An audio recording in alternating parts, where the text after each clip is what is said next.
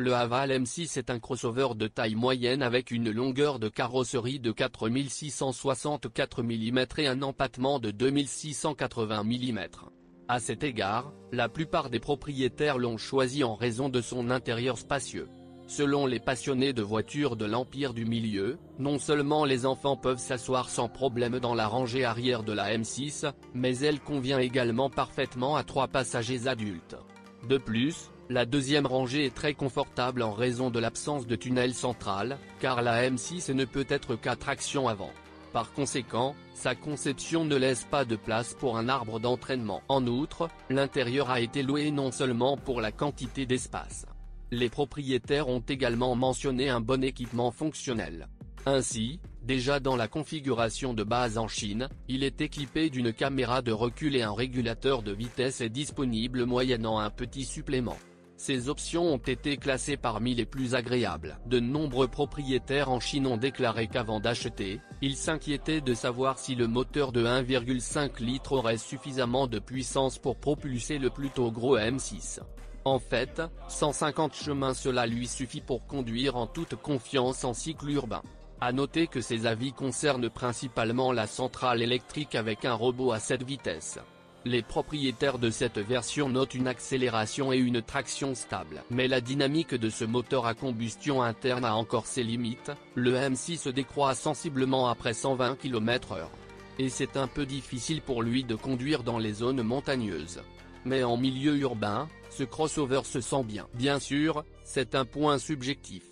Cependant, la plupart des propriétaires de l'Empire du Milieu ont cité l'apparition du M6 comme dernier argument en faveur de son achat. Dans le même temps, les propriétaires parlent à la fois de l'extérieur et de l'intérieur du crossover.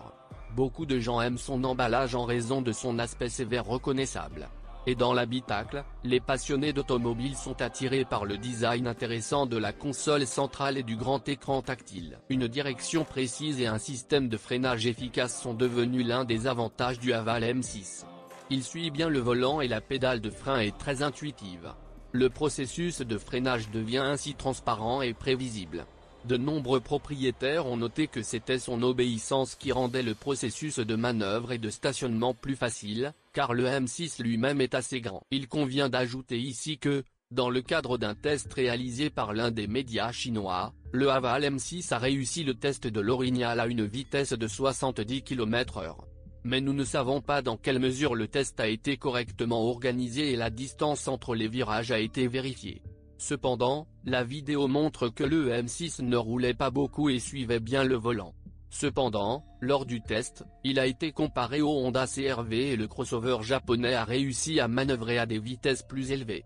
Autrement dit, on peut dire que le M6 se comporte légèrement moins bien que le CR-V. La combinaison du prix et de la qualité est peut-être le principal argument en faveur de l'achat d'un Haval M6 en Chine. Ses propriétaires ont noté qu'il s'agit d'une voiture assez abordable avec beaucoup d'espace dans l'habitacle, un bon équipement et un bon design pour peu d'argent. Un prix bas dans ce cas signifie un montant de 87,9 milliers de yuan.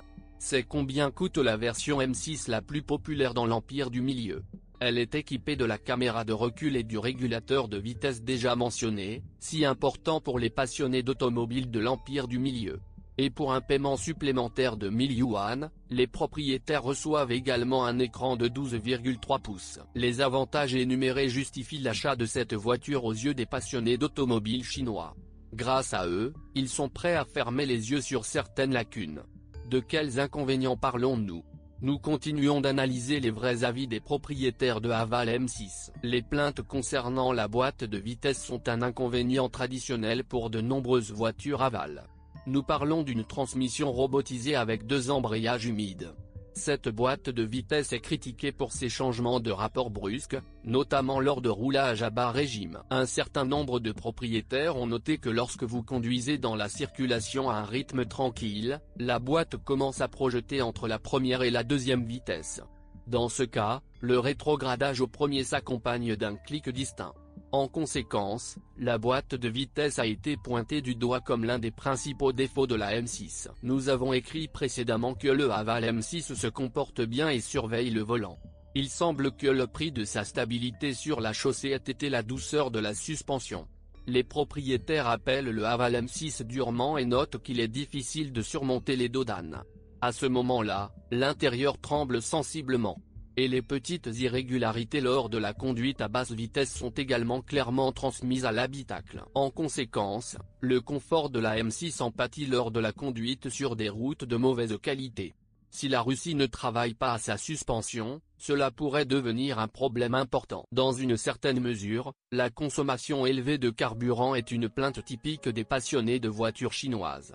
Le fait est que dans l'Empire Céleste, les prix du carburant sont assez élevés et, par conséquent, les propriétaires sont toujours hostiles à l'idée de dépasser les indicateurs de passeport de consommation d'essence. Ainsi, avec une consommation spécifiée de 7,5 litres 100 km pour la version à boîte de vitesse robotisée, la consommation réelle de carburant dépassait généralement 9 litres 100 km.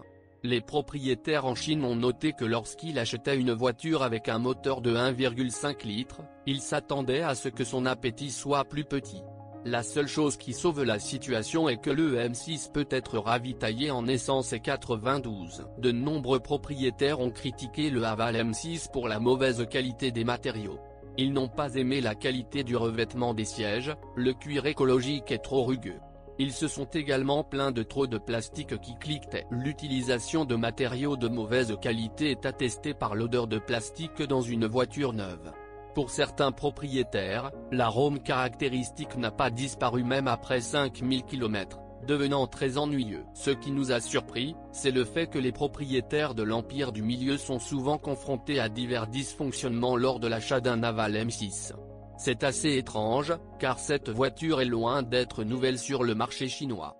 Parmi les pannes et dysfonctionnements mineurs, on note principalement les pannes logicielles. Ainsi, un certain nombre d'acheteurs ont connu une panne du système d'aide à la descente, et d'autres propriétaires se sont plaints d'une panne du climatiseur.